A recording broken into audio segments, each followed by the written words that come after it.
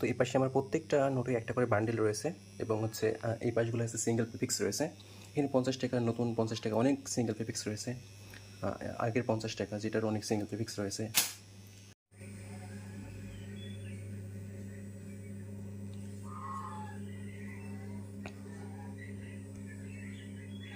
Sir এটা কিন্তু নতুন 10 টাকার নোট,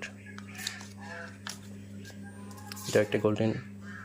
এবং এই যে এই নোটগুলো দইলে ছবিতে 2 টাকার নোট, এই নোটগুলো অনেক রেয়ার, এগুলো এখন পাওয়া যায় না। তো এটা আমার কাছে অনেক অ্যাভেলেবেল পিস আছে।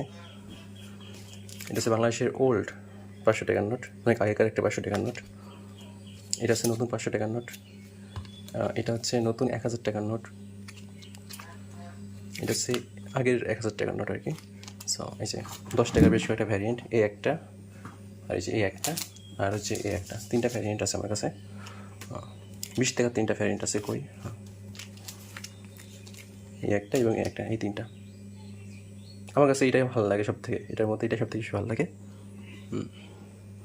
100 টাকার ভ্যারিয়েন্ট আছে বেশ কয়েকটা, এই একটা, এই একটা।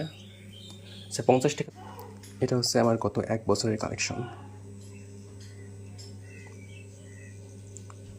আমি এই পাশে বান্ডিলগুলো রাখার চেষ্টা করছি এবং সিঙ্গেল পেপিক্সগুলো এই সাইডে রাখার চেষ্টা করছি।